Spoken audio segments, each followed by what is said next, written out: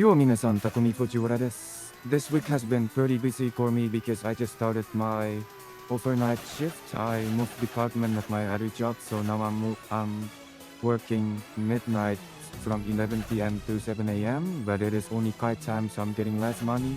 Yeah, my sleep schedule is a bit backwards now because wake up, I work at night, and then in the morning I go to sleep. So that's why you see today I'm recording. It's recording at midnight, but it's only part-time anyway, so I'm only doing like 3 days or 4 days a week, so that is fine. This week has been pretty busy because I have so many assignments to be due, the assignments to finish, and whenever I have some free time, I did practice, but it's not on Mt Akina. I'm just practicing some random drift map or random cars, and that's when I want to make or talk about in this video. Regarding my last video, people were asking how come I suddenly can drift. After, on Mt Akina, my drift is super bad. Suddenly out of nowhere, suddenly out of nowhere I know how to drift. So why was that the case? I don't think I know how to drift still properly in a proper way. I know how to maintain the car or balance the car, but there's still so many things I don't know about. I'm still not used to prolonging the drift with using handbrake.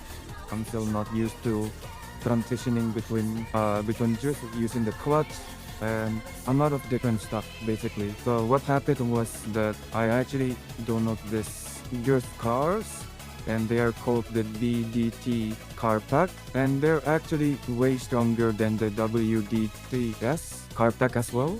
This car is like very boosted, so I can maintain as much drift as I want with this just by playing the throttle, and I think that's very fun because I'm able to practice throttle control while balancing the car, so that's been helping me learning how to drift with this car again as well. While if I use the WDT-S car pack, that car that you see in this video above where I'm practicing using the blue cookie, you can see I'm drifting very slow. That's because I think there's no turbo in that one, or if there is, then it's not as strong as the BDT car pack basically. So when I use the BDT car pack, I'm able to drift very smoother basically, and able to do some full run of the maps. Some maps I can do, some maps I couldn't. But yeah, it's been very fun to use this car type, but I don't know, I think this one is also not very realistic, so I try not to use this car pack often as well. I'm practicing using different cars, and same thing, so I try to use the AE86 drift on this kind of maps. It doesn't work. The AE86 drift or the tuned one, it doesn't work on drift mats. It's so clunky, or like whenever I drift, like the wheel just starts spinning crazily, and then it's too slippery basically. I don't know, maybe one is my tuning issue, but when I do on Akina, the AE86 drift is actually what I'm used to, so I'm still able to drift with it as long as it's downhill. But yeah, basically, if you ask me, this is such a huge improvement. I think I do. I think this is an improvement as well, because what actually improved with me as well is not because of the car, is the car pack difference, but also because my knowledge for the car drift. So basically, when the car drifts, because I used to play so much arcade game, it's that whenever I press on the throttle as much, the car will actually like slip like that, right? That's in an arcade game. The more throttle you put, the more car will spin out, So that was my knowledge back then.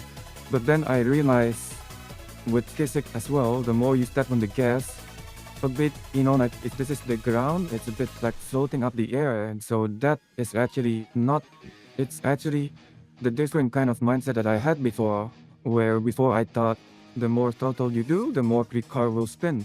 But turns out the more throttle you do, because the wheel's up in the air, the car will drift a bit more, you know what I mean? So like, it's like the more throttle, it's not like this, it's more than like, yeah, basically, I think like a few months ago I was watching the How to Drift series as well, and I was so confused why he said, oh, if you want to do a donut, you do the slower you tap on the throttle, the car will like just do a donut slowly like that.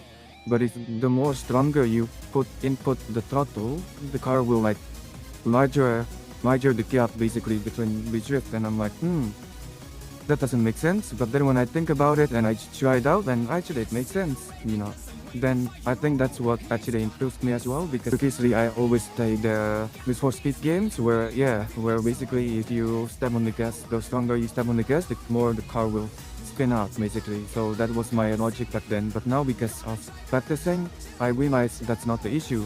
And so that's why I've been learning just throttle controlling.